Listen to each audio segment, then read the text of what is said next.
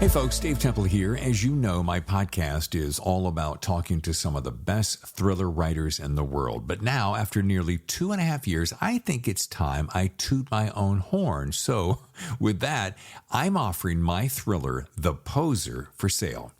This thriller stars Hollywood detective Patricia Pat Norelli, a rookie cop working the overnight beat when one of Hollywood's biggest stars is found dead in her Hollywood Hills home. The only problem, the star just won an Oscar and is found dead only hours later. Now, Pat sees this as a way to forge her own path and muscles her way into the case. Soon, she and partner Detective Stuart Brown find themselves deep inside a complex case with more questions than answers and a ghost of a killer.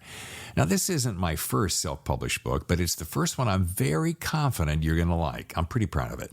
And for the rest of this month, you can get the ebook for only $5.95 or the paperback for $13.95. Now, since I do this weekly podcast as a free service, perhaps you'd consider this a way to help out your fellow thriller author. Okay, here's the link, davidtemplebooks.com/books. Okay, there you'll see The Poser. Just click and you're on your way. Again, the link is davidtemplebooks.com/books. Otherwise, just head over to Amazon. Okay, thanks for your support, and now on with the show. Hello, and welcome to the Thriller Zone. I'm David Temple. Today, I'm honored to have New York Times bestselling author and Pulitzer Prize nominee Caitlin Rother on the show. As you will quickly learn, Caitlin is a true crime aficionado. And with 19 years of investigative journalism and 14 books under her belt, along with 2 in the works, Caitlin is a force to be reckoned with. Listen as Caitlin shares an investigation so complex and so bizarre, you'll leave the show wanting to read her latest book, Death on Ocean Boulevard. But right now, it's time to get in the Thriller Zone. I think I have to say, Caitlin, this is the first time I've ever had a Pulitzer Prize nominee on the show, so I feel really humbled and honored. Thank you. Well, you're welcome. Thank you. I will assume this position for a better part of the show. You should get up. Man, you are a true crime aficionado, and having not spent a great deal of time reading true crime, I want to start out of the gate with, besides a great big hello, is 2 words. Holy crap, this was a great book. Thank you so much. I appreciate that. Death on Ocean Boulevard. We're going to get to this. I want to go in depth. It is a remarkable book, and thank you. It's so fun to read. This is the child in me. I went right to the photographs first. A lot of people do that. Baby, they got pretty pictures. No, but it's a great book, and I want to chat about all your credentials and all that. But I wanted to start here because I've never hung out with an investigative reporter, so I wanted to say, having worked for newspapers for 19 years, what was that kind of background like for you? And it's a bit of a dying breed in some ways for sadly. Today, sadly indeed. Yeah, it was a great foundation for writing books. So, I quit my newspaper job to write books full time once I got my second book contract. But I had to plan it all out very carefully, like lining up planes on a runway to make sure that I had money coming in, because, when you're just starting out, you have high hopes and dreams of making this big blockbuster book that'll go to movies. And okay, so I'm on just finishing 14 now. That's number 14 that you've got there. And I'm working on 15 and 16 right now. And, you always hope that the book's going to be a big breakthrough. And this one actually had the most anticipation and the most excitement from all the readers. But because of COVID, we had the slow delay in the rollout. But anyway, to answer your question, I wouldn't be where I am without having that newspaper background. I had to learn my craft. And that, I'm also a writing coach. I've taught writing for 10 years also at UCSD Extension and San Diego Writers Inc. And basically what I tell my students and my clients is, if you don't learn your craft, you don't learn this overnight. People want an easy answer. They want an easy fix. You have to know what you're doing. And it's not just writing, it's also the research. So I mean, I've been writing my whole life, but my newspaper background taught me how to research. And so you don't start out as an investigative reporter. In fact, if you use that term, your editors will slap you down because you don't really know what you're doing yet. So not every reporter is an investigative reporter. Hopefully they learn how to be, but it's a skill and it's an acquired skill. And you have to have a certain makeup to your personality, and a certain intelligence and a certain, analytical thinking. And you need to be able to know where to go to find the information. And that's something you have to learn. You don't just know those things. So yeah, 19 years as a newspaper reporter. I left as an investigative reporter. And that's helped me immensely. And honestly, as an author though, I don't have access to some of the same things that I have had as a journalist. I don't have a press pass anymore. They don't let me into news conferences. So even though I'm going to be writing way more in depth than anyone else in that room, they won't let me in.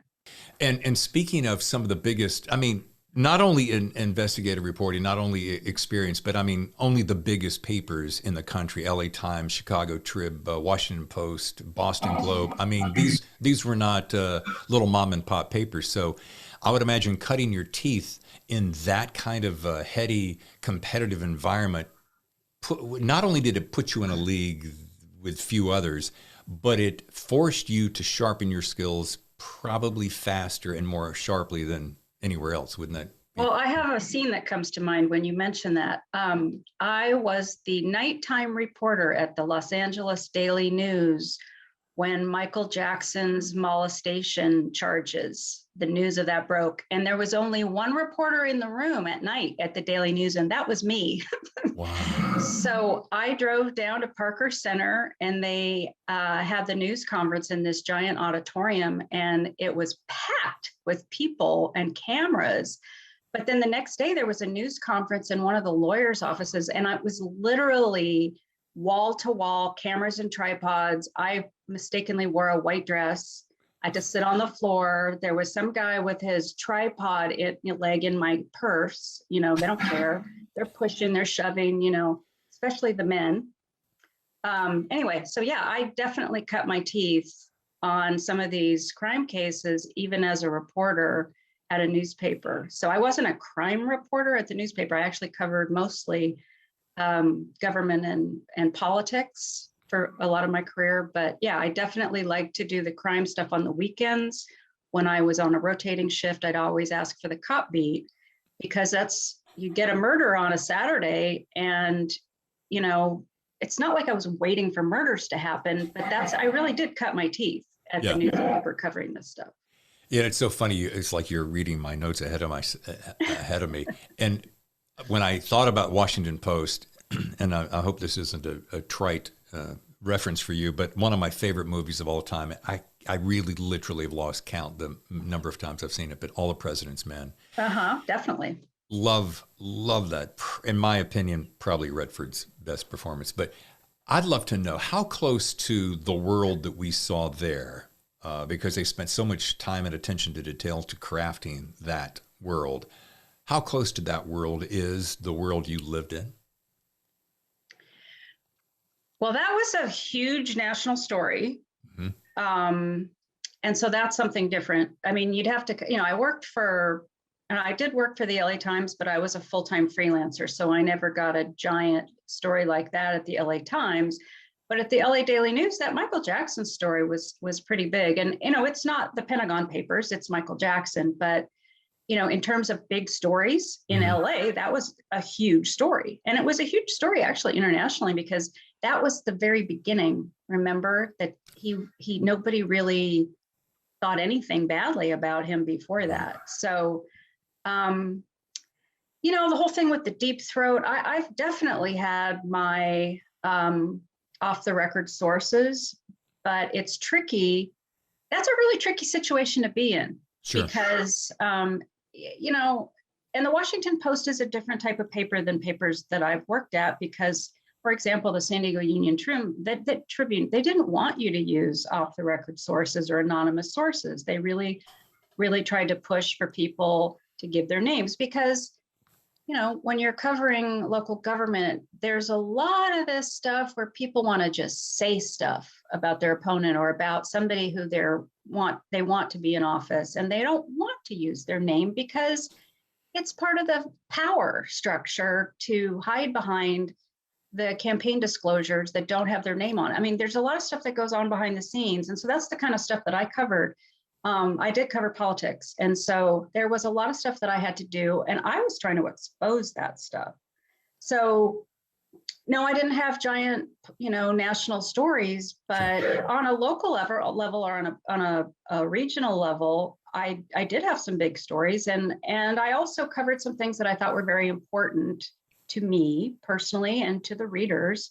And the thing about working for a newspaper, I went into it with an ideological viewpoint. I think a lot of reporters do. You want to change the world. You want to expose wrongdoing. You want to show the voters and the readers, what your elected officials are doing wrong, because you want them to vote for people who do something right. And it's so idealistic, but look where we are, I mean, oh my God, so I wish it were more like that. But when the Washington Post, I haven't worked at the Washington Post. I haven't worked at the New York Times. I had an interview there, which was great, just getting in the door. Yeah. But I think they probably run things a little differently, but even they have scandals and pushback. So there's a lot of politics actually in the newsroom. And there's a lot of editors that don't want certain things in the paper because they're scared. It's very political, actually, covering politics. And sometimes the politics are more in your own newsroom, in your own organization, than they are in the community. So you have to fight that too. So that's a hard question to answer, because that's a different type of paper. It's a different level from the kind of paper I was working at. Do you think in our lifetime that they're going to ever fully disappear? I often wonder that. I sure hope not. I mean, unfortunately, I get my newspapers on my phone. I never, ever, ever wanted to read anything on my phone before, but I can't afford the prices, and I don't want all that paper stacking up in my house. And I used to laugh at when people said that to me.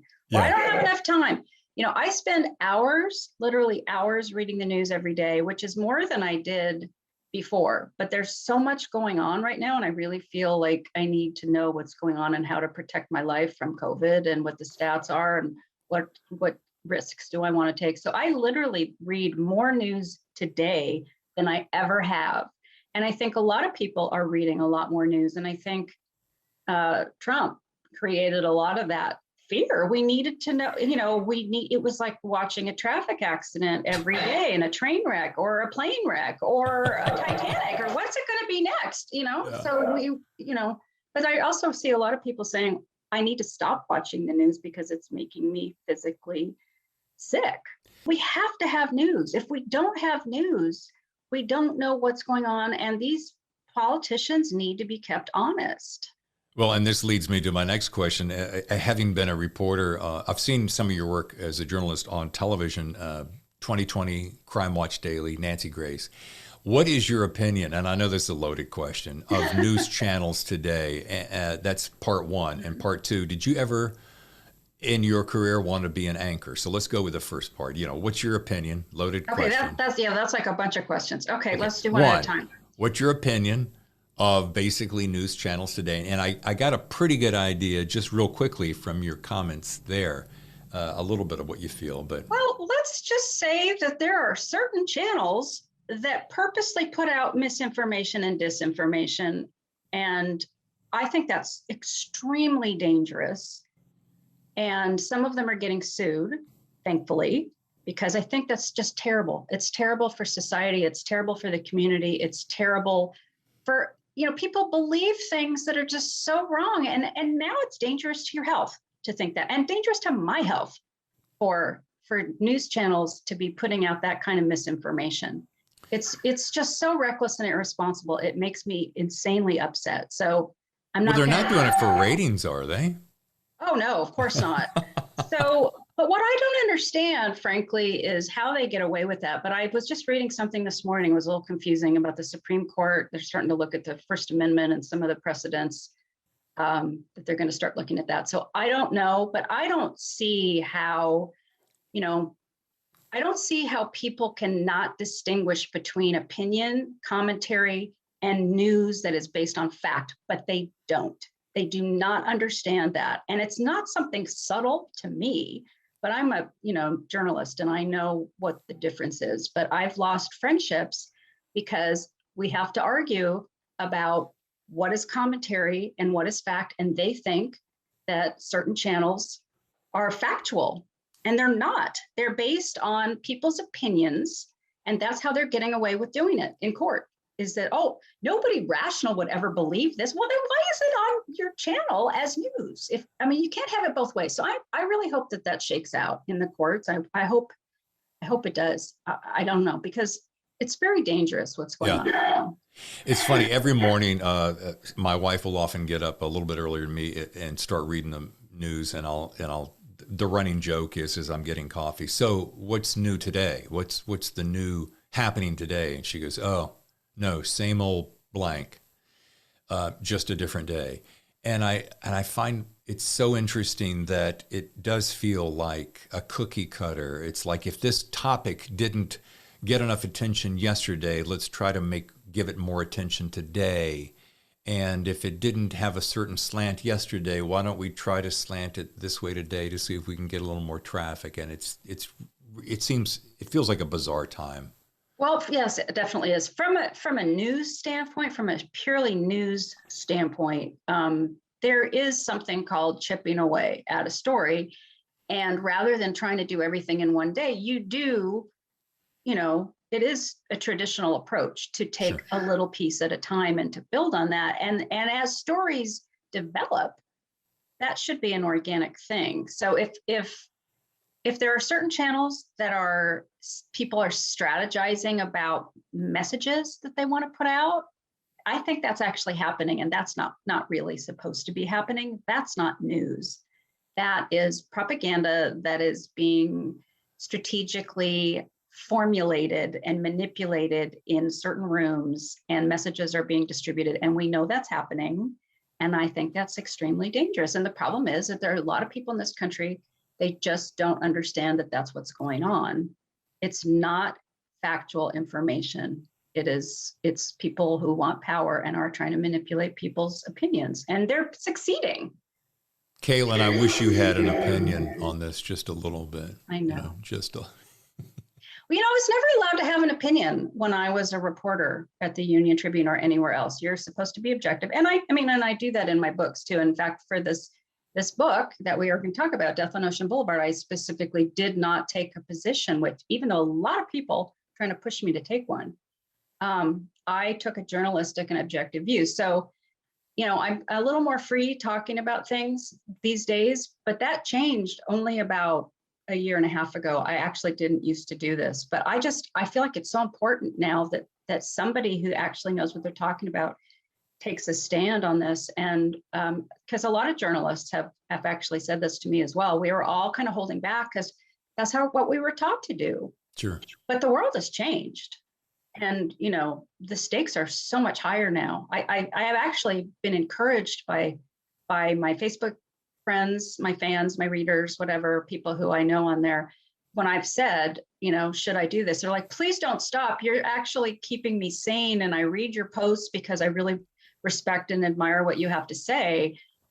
Please keep doing it. You notice I'm not naming names or certain people or certain channels. And so. Right. I wish I could have this bubble that was over your head that would be text. Yeah. This is what I'm thinking. This is what I'm saying. Well, I think you can read some of it anyway. I am reading a little bit between the lines. We're going to jump onto Ocean Boulevard in a second, but I do want to get the other part of that question answered. Oh, the TV. Did I ever want to be a TV? Yeah. So this is an interesting whole story arc. Okay. So when I was in graduate school at Medill, there was a Washington program that I went to, which I was really excited about, Washington, D.C. Because I've always kind of been interested in that sort of thing. And I thought, wow, Washington, D.C., that's so cool. So I started out covering consumer reporting because I actually had a little background in that. That's how I started. I started at a radio station working for a consumer reporter as an internship when I was at UC Berkeley. So I thought I would do that. Next thing you know, I'm getting thrown into some other beat that's much more government oriented because someone got sick and I got shoved into that situation. I was like, okay. But the thing that's interesting was there was a TV program and a print program, and I was in the print program. And I always thought it was kind of amusing that I kept overhearing the broadcast people talking about their hair all the time. And I thought, thank God I don't have to worry about that, because it just seems like, don't you have more important things to think about? And you know what? Today I'm on TV quite a bit. That's all I think about too. It's so crazy, but you know what? It's true. If your hair is going like this while you're talking, no one's going to hear anything you say. Right. Right? Yeah. So it's funny how that's all changed. So, and then fast forward, I get to my first print job, my newspaper job, and I'm basically losing I didn't get hired past my probation period because it wasn't a good fit. And I still remember after they gave me my notice and said, well, you can stay until we hire someone. I was gone like in a day. I had another job already. And they were like, you're leaving? We don't have anyone to fill your position. Oh, well, you should have thought of that before. But they said, you know, you have the looks to go into TV. Why don't you do that? And they thought they were, you know, throwing me a bone, but it was an insult because at the time, people in print really just didn't respect people in TV. You know, you're at a little elitist newspaper like I was, right. The Berkshire Eagle, which is pretty much how I saw it. I was thankful to be hired there, but you know, they had very high thoughts of themselves. But they were kind of like insulting me by saying that. But as it turns out, this is where I am now. And I do a lot of TV.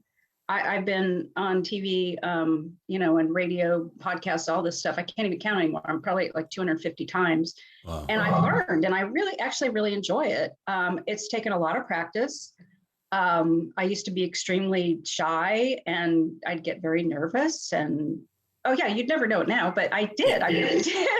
So, I mean, I've learned and I find that I have actually a lot more in common now with the TV producers and reporters that work in my community than I do sometimes with the print people, because it's actually hard to do a good job on TV and boil everything down to a small number of words and really have a dynamic delivery. And I mean, there's a lot to think about, but it's very important because a lot of people watch TV. That's where a lot of people get their news.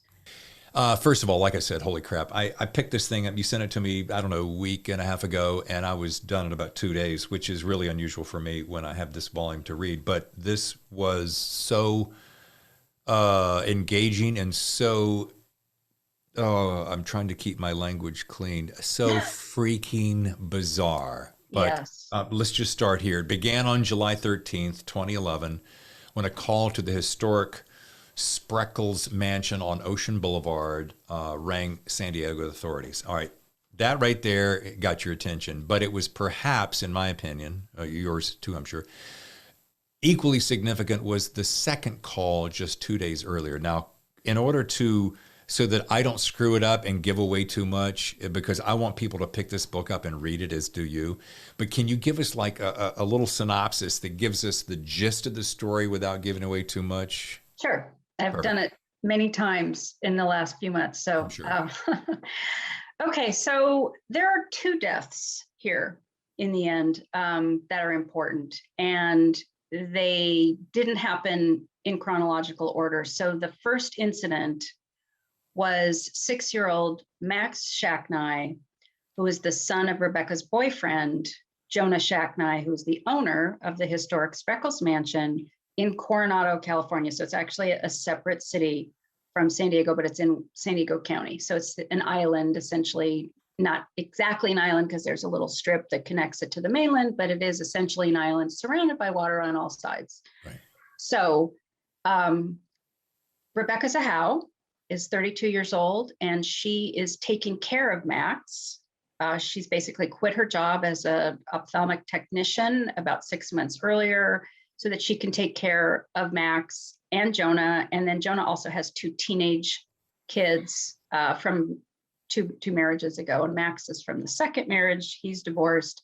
He's been with Rebecca for about a couple of years. So Rebecca's sister flew in to visit for about a month, and she's 13. And so she's in the house, Max is in the house, Jonah is at the gym, and Rebecca is downstairs using the bathroom when she hears a crash. And the dog is barking. She comes out, she finds little Max lying on the floor, surrounded by pieces of broken glass, a glass chandelier that had been hanging on the second story ceiling, so it's a big open alcove. There's a razor scooter and a soccer ball. So she goes over to Max. Max is not breathing. His heart isn't beating. She yells up to her sister, call 911. So the sister can't find the phone initially. She's running around looking for it. She gets 911 on the phone, and they played this 911 call in the courtroom. It was the first time I'd heard it. It was a very strange call, but Rebecca is basically calling out instructions and directions to the dispatcher because there's a language problem and they're not understanding, is it a girl, is it a boy, is she the mother, is she not, anyway. So basically, in between though, she tells Jonah later that she had been trying to give Max CPR.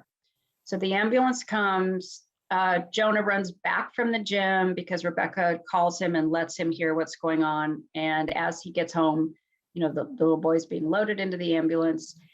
And he turns out that they bring him back with 2 shots of epinephrine, but he's been down for an estimated 25 to 30 minutes. They think he has a chance though, because Rebecca said she gave him CPR. So anyway, they take him to the hospital. Jonah says to Rebecca, you can't come because Max's mother, Dina Shacknai, does not get along with Rebecca. Big conflicts, big problems. Jonah doesn't want a scene. So Rebecca's not allowed to be in the room with this little boy who she loved so much and who loved her. And that alone, I think, was probably very difficult for her. Sure. So next chapter, essentially, just to skip ahead, Jonah's brother, Adam Shacknai, his younger brother, flies out from Memphis to be supportive the next day. And Rebecca's little sister, she sends her home because this was supposed to be a vacation, but the little boy's in the ICU. And Rebecca's ferrying relatives and friends back and forth from the airport to the hospital to the, back to where they're staying. Sure. And anyway, so Adam comes out, and this is about 24 hours after, a day and a half after the little boy has this fall. Turns out what they think happened is that he was on an upstairs balcony along a railing, somehow went over the railing, grabbed a hold of the chandelier and was swinging on it. It broke and he fell.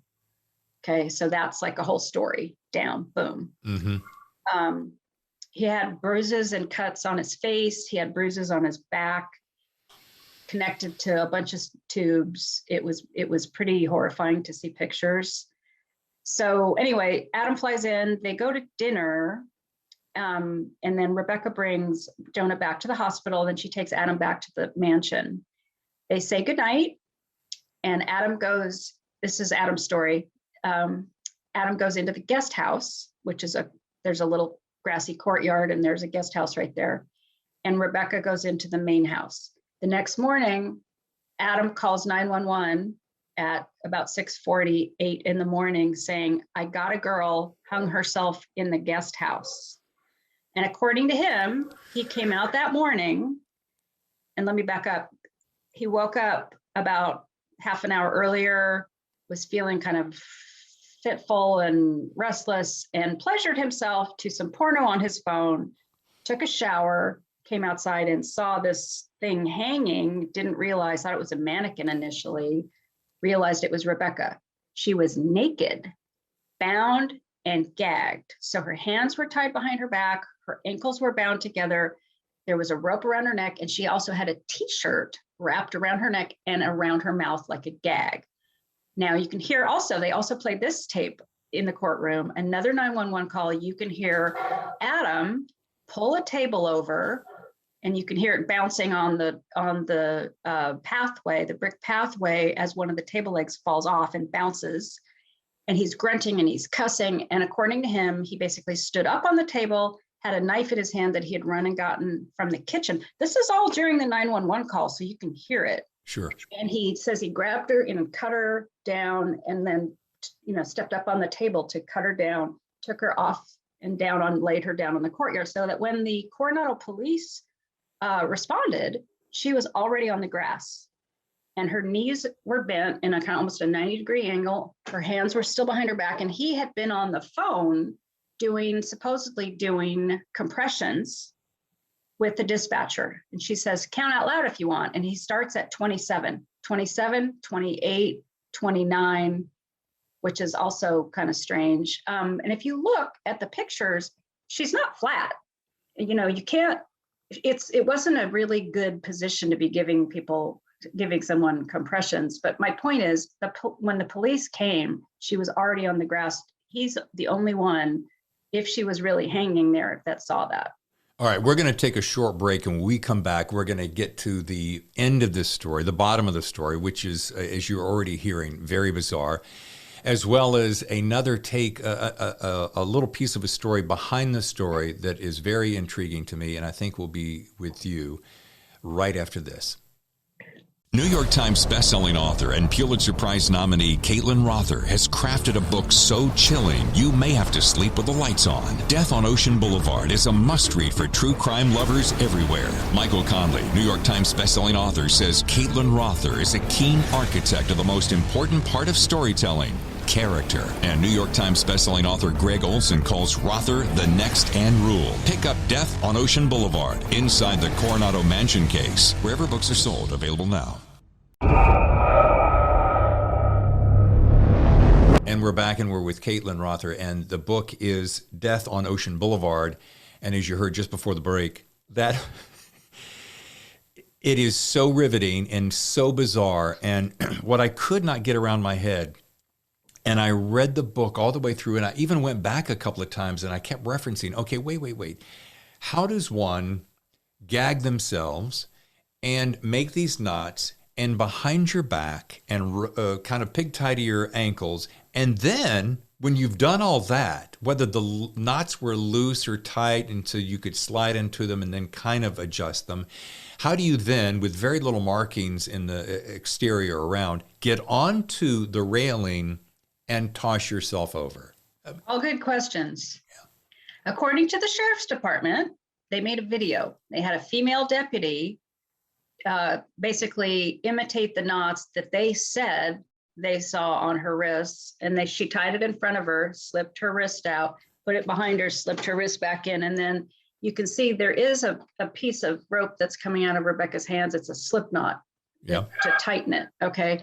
So in order for one of these, and they were all slip knots, so around her neck and around her, so in order to tighten them to make this work, because you have to, if you don't do a slip knot properly and you try to hang yourself, it doesn't work. So Anyway, I learned a lot about knots and knot tying during this trial. But the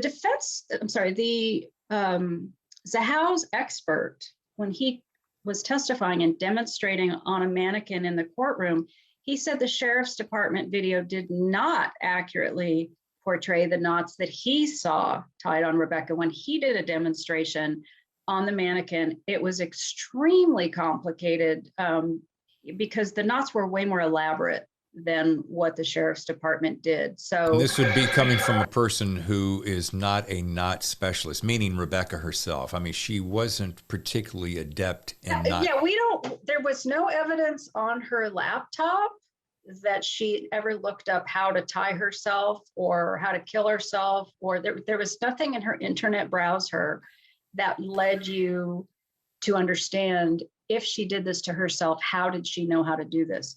Now, Adam Shacknai, who has been accused of killing her, and a civil jury, not a criminal jury, though this is very important, a civil jury found him responsible for Rebecca's death as a result of the civil trial in 2018.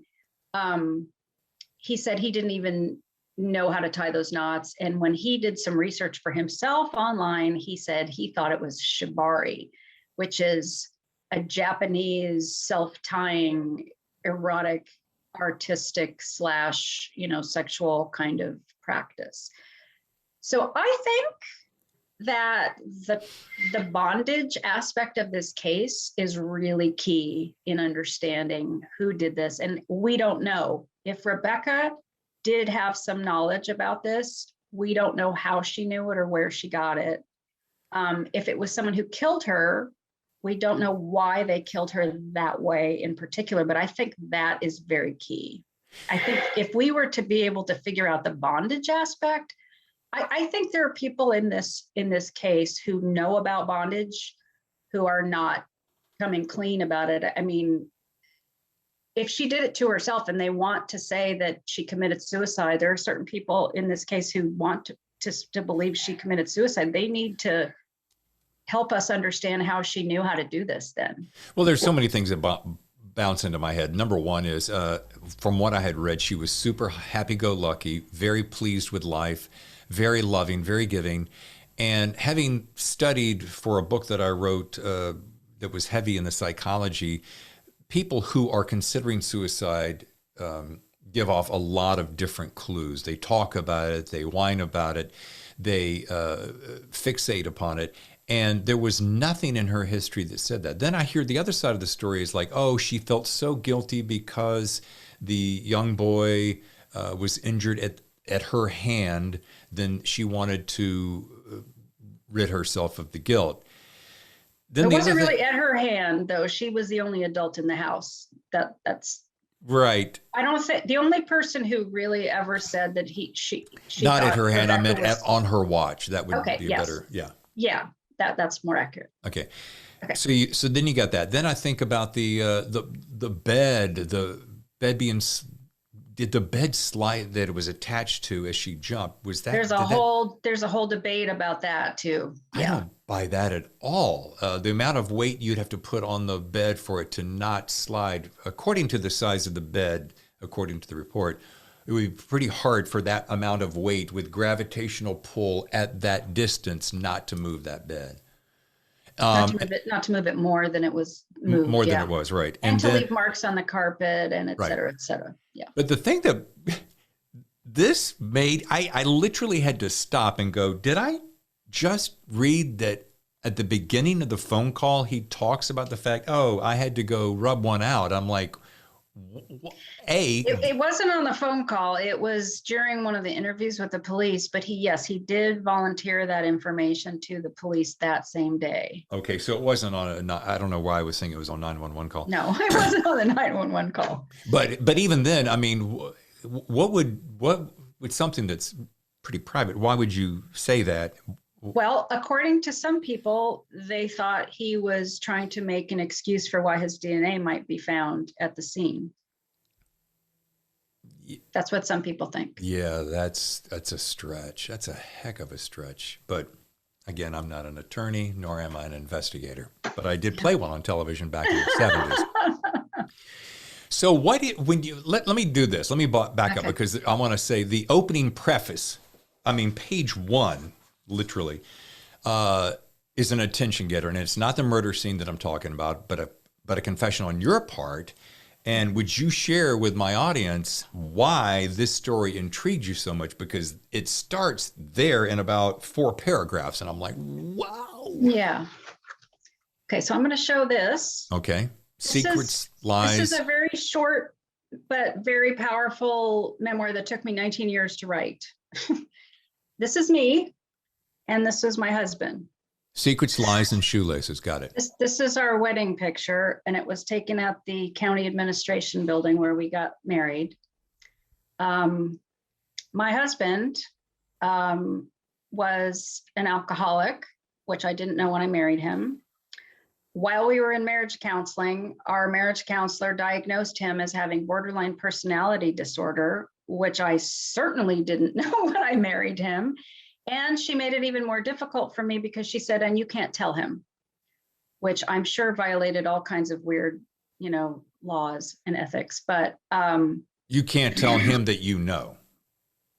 Or that, no, she didn't tell him either. She She didn't tell him because she said he feels so broken already. I don't think it would help him to have another label. He'll just feel more hopeless and more helpless, which I did understand. But my only point is he was diagnosed with that. So what was really, I didn't know this when the case first broke, but well, let me just finish that.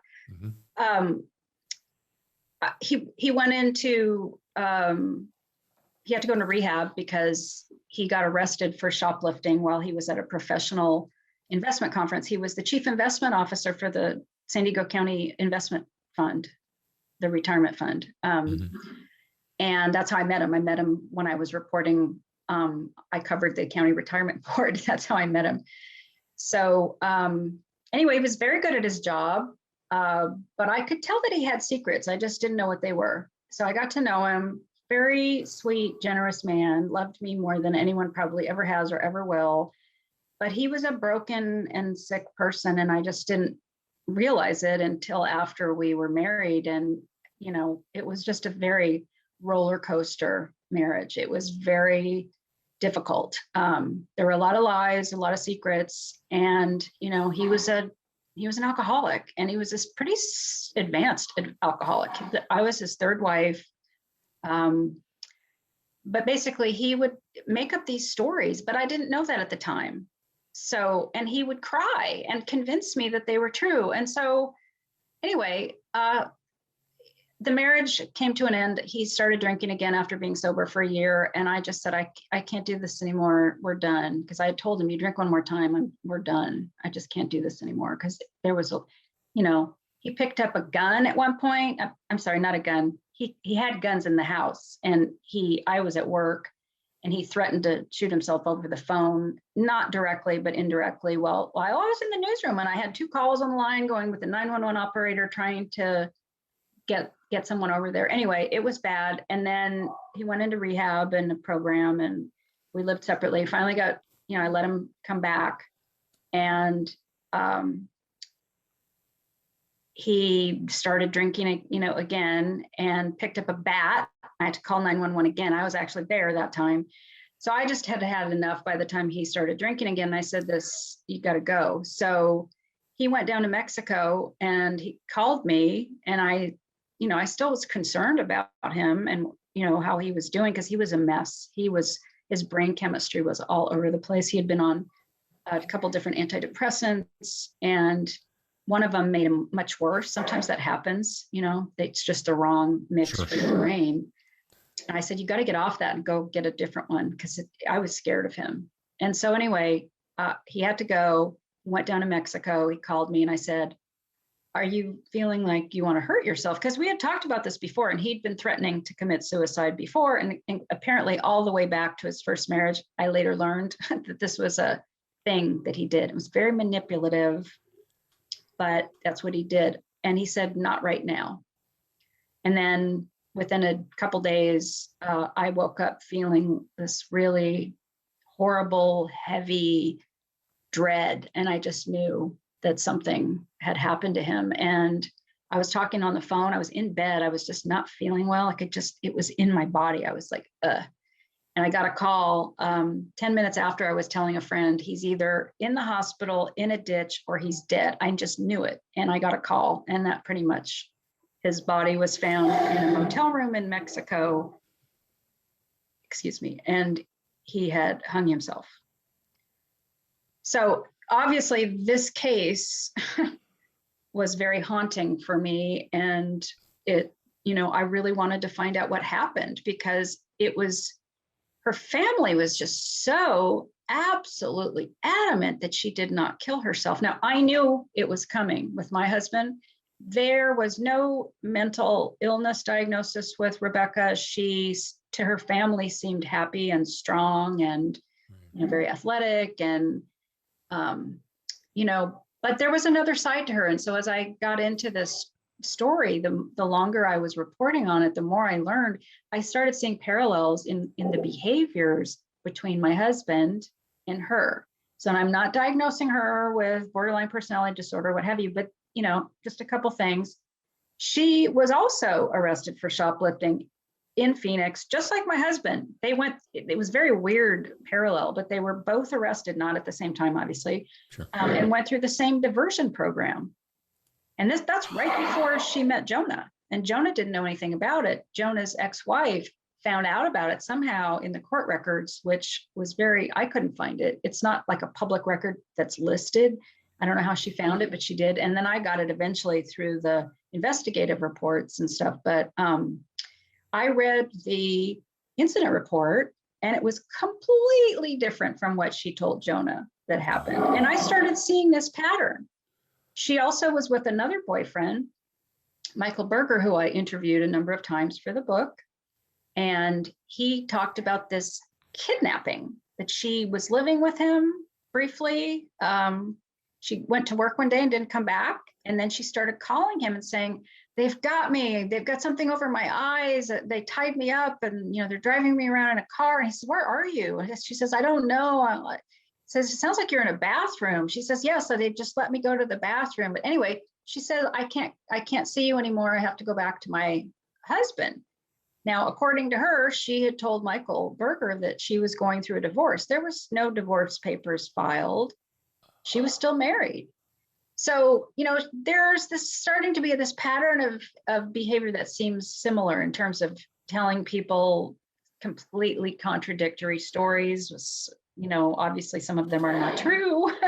And the crying. Michael Berger said he was absolutely convinced that she was scared for her life. And my husband did the same thing. So I just started seeing these parallels. And so I put that all in the book. People can make of it what they want, but I don't think she is the very happy-go-lucky, untroubled, religious person that her family thinks she is. And I'm not saying they're lying. I think that's what she showed them. That's the face she showed them. And so those parallels had to have hit you at a whole different level, because you were sensing and feeling similarly. Well, I mean, it took me 19 years to write this. Yeah. Because it was very difficult. So I actually did all that processing before I had to write this book. But when I was at the trial, yeah, it definitely hit me while I was listening to the psychiatrist testify for the defense about all the risk factors that he saw that made him believe that Rebecca committed suicide. And I was sitting there going through the last days of my husband's life and my marriage in my head while I was sitting in the courtroom. And that was obviously difficult. But, I'm very analytical. I've had enough distance from it now. And writing this other memoir helped a lot. I couldn't finish it until I sat through that trial. So it actually gave me some closure. And this book, I think, helped me process my what happened to me in my life even more. But it also, more importantly, gave me a whole unique insight that nobody else really has in terms of looking at this case. So there's a couple things that popped into my head, and I'm curious, and I'm not even sure why I'm asking this one particular word, but anytime during the process when you were reporting on this, were you scared for your life at any time? Yes. Okay. I laugh, but it's not funny. I laugh when I'm nervous sometimes. This was like a tennis match for me, and I've been told that that's what it's like from people who've read the book as well, because I tried to kind of share my process and my mindset as I was gathering information about this case. I could go from it's a suicide to it's a murder and back again. And yeah, so the times that I was thinking to myself, there could be a killer out there. I mean, I still think that, because honestly, I don't know either way. I don't have a position on this because I can't. There's too many weird things that don't make sense both ways. So yeah, see, that's the second part of my question, because I just have to, it's like, I want to, hey, let's go out and have a glass of wine and talk between us girls. And I'm like, all right, tell me what you really think. Cause I'm like, telling you what I really think. Yeah. I don't take a position because I can't. And frankly, yeah, I do have some leanings on one side or the other, but by the same token, I have a lot of forensic questions that can't be answered. Both ways. So it doesn't, neither one makes sense. There's stuff we don't know. It would make more sense if people did not have agendas and narratives that they were trying to protect, and we had all the information. That's the thing. All around. Every party in this, I don't have an agenda. I wrote it as an objective journalist, but the characters in this story have reputations and images and, money and position and power, and everybody's protecting something. How long has this book been out? It's a couple of months now, right? It came out in April 27th. Okay, several months. And I would love to sit and be a fly on the wall reading letters over your shoulder of people talking about it, because there has to be a consortium of people just sitting there scratching their head just like you and I are doing and going, this can't possibly be true, or it can't possibly not have been solved yet. But a lot of people, I think more people than not believe it's a murder. Yeah. And they've, if you read the reviews on Amazon, one of them that I really wanted to mention, there was a woman who was working on a book on this case for 5 years. And I heard about her, and I heard about some of the questions she was asking. And then she wrote a review, and she's like, I'm so glad she wrote this book. And she said, I worked on this for 5 years. There were certain reasons why I decided not to continue. But if Caitlin doesn't put it in the book, it's not because she doesn't know it. It's because legally it's not, she's not able to tell you everything that she knows. And there is some truth to that. But, you can't just say anything. I mean, there's no criminal case. There is not enough forensic evidence to make a case against Adam Shacknai. There's no DNA. There are no fingerprints of his anywhere in the room where the hanging rope was anchored to the bed. There isn't even any DNA on the knife that he told the police that he used to cut her down. So something's funky, right? Oh, yeah, I forgot about that. Yeah. That would be pretty hard to hide, wouldn't it? Well, if the because look, you're under duress, your palms are sweating, there's bound to be some kind of a cut somewhere. You're holding a body up, you're sawing with the other hand, you're on a precarious platform. So the DNA degrades in the sun, and they left her body and they left the knife out in the sun all day. Didn't cover her up. That's another thing I understand. Weren't there helicopters flying over for quite some time, and she wasn't removed for an inordinate amount of time? What sense does that make? It was about 12 hours before the medical examiner got there.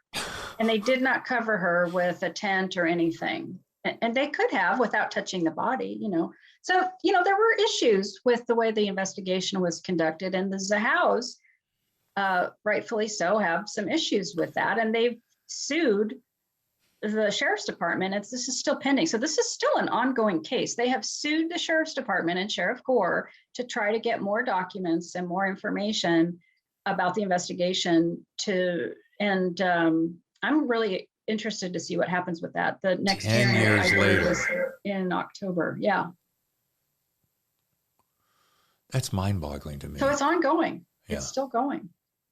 Wow. I would like for this case to be reopened and for some of these questions to be answered. Unfortunately, though, the time has passed for some of these questions to be answered. I mean, they should have gotten Adam's phone. They should have looked at his phone to at least back up his story. There's just things that they didn't do and that they can't go back and do now. And so I don't know if they do reopen the criminal case. One of the people who's running for sheriff, he ran against the sheriff in the last election, Dave Myers.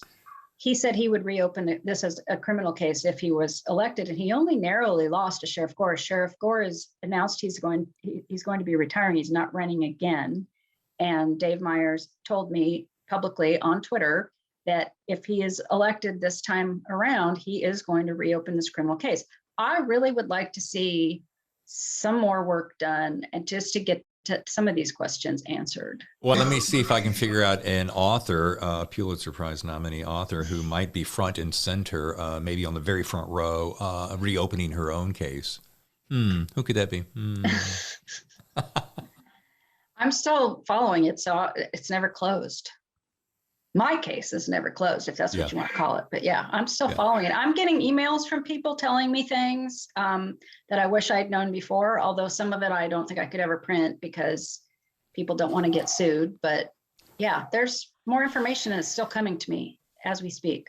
All right. In the interest of being respectful of your time, I want to start winding things down a little bit, but I do want to mention once again, Death on Ocean Boulevard by Caitlin Rother, and it is inside the Coronado Mansion case. It's a great read. Thank you so much. Yes, I do want to say I'm a big fan of great titles and cool character names. Now, this is coming from a fictional mind, but I love great character names. And when I'm going to run down a list of your other titles that you've written. Dead Reckoning, Hunting Charles Manson, Secrets, Lies, and Shoelaces, which we just saw. Love Gone Wrong, Then No One Can Have Her. Naked Addiction. I'll take care of you. Lost Girls. Poisoned Love. Body Parts. Twisted Triangle.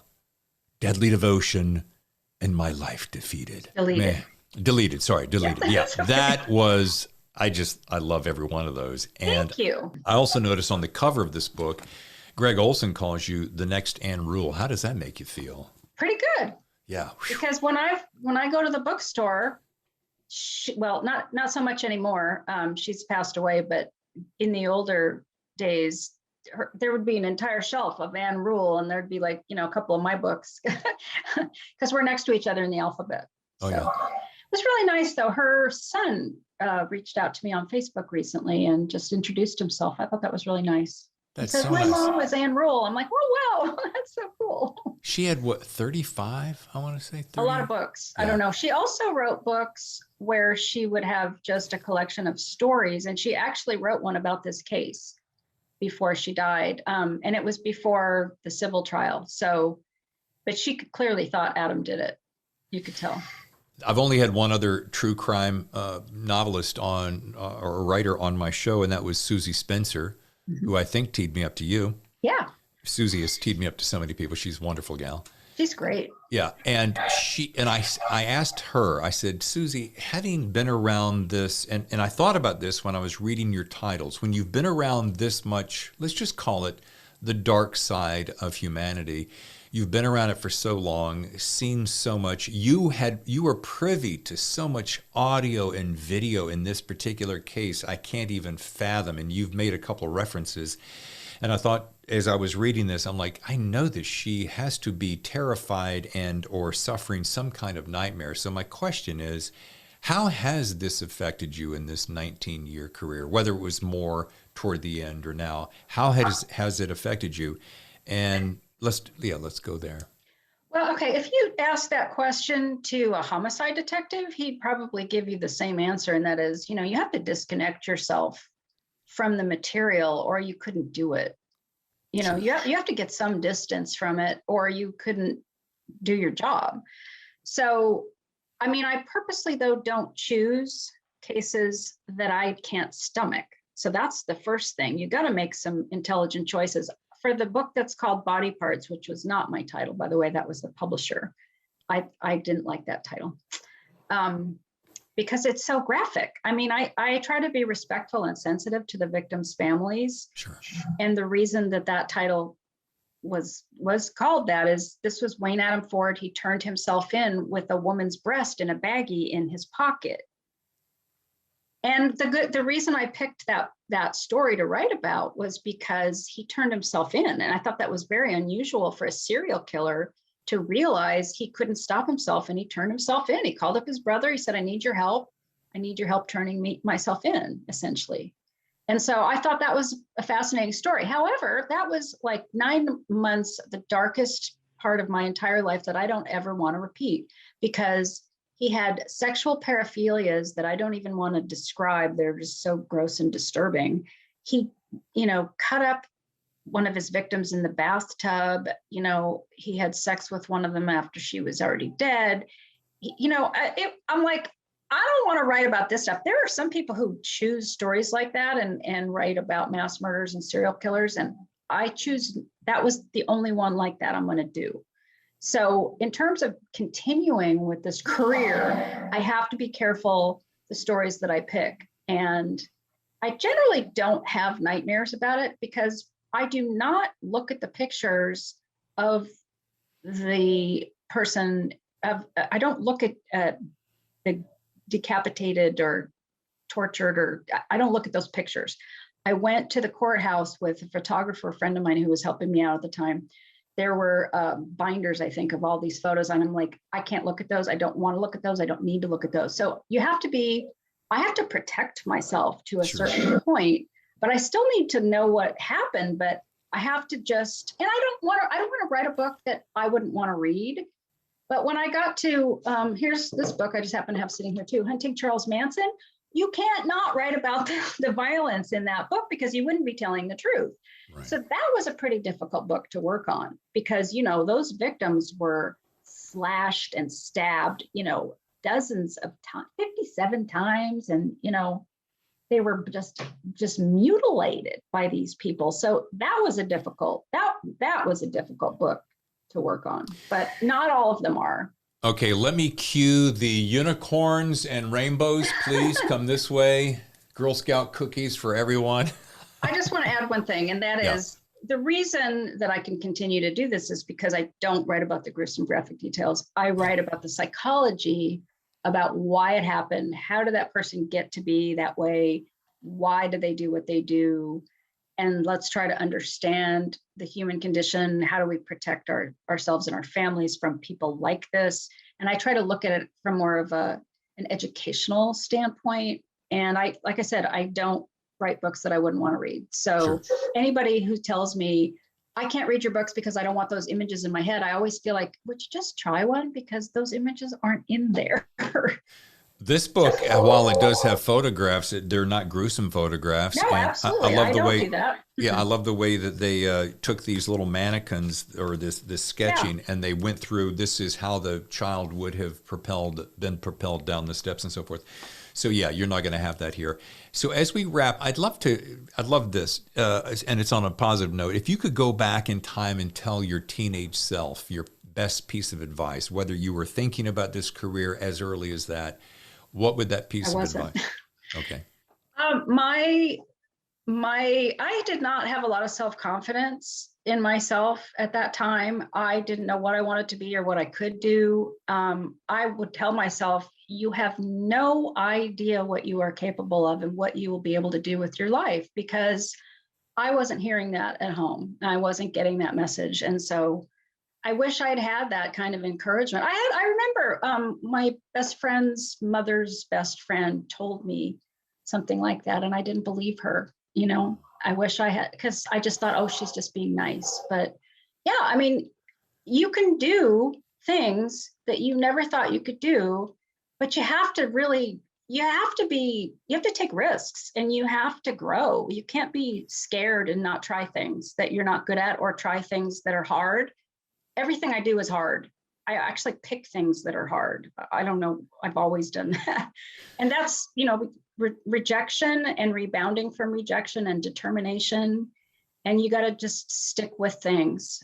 But I didn't, I learned that, and that's part of my nature, but I would have told myself, you actually are going to do things you never even conceived. I didn't even know I was going to be able to do what I'm doing even, 20 years ago. So yeah. That's awesome. And that's a great piece of encouragement to people who are perhaps on their fence, even later in life, wondering what, and get away from the fear. Just try to I have plenty of fear. It's not like I don't have fear, but you have to get past it. You have to take some risks if you want to grow, if you want to do something that you really want to do. And you have to actually write those goals and those dreams down, write them down. It actually makes you work toward them.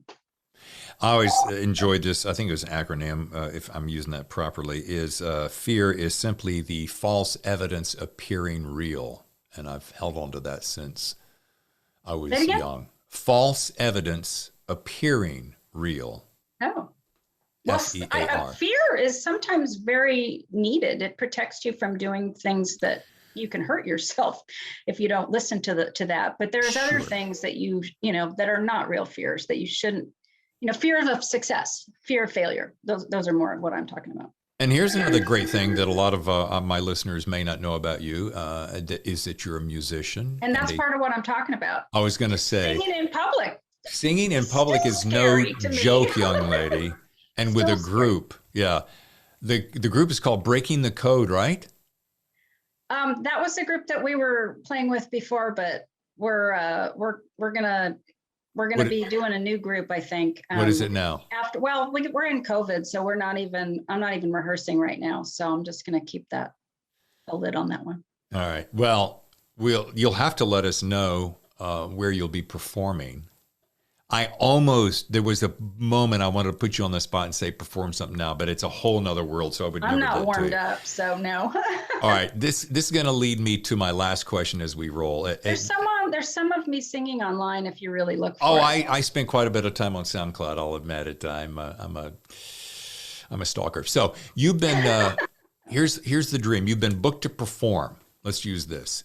With the artist of your dream, who would that be and where would you two perform? Oh my God. Yes. I have no idea. Take your time. I'm not capable of having that because I don't have enough confidence in I'm still working on it. Let's pretend you have the confidence. Let's pretend my God. it's you and me. You're just one of your favorite artists. That's such a hard question. You should have sent that one to me in advance. I can't come up with, that's not an over the transom thing, yeah.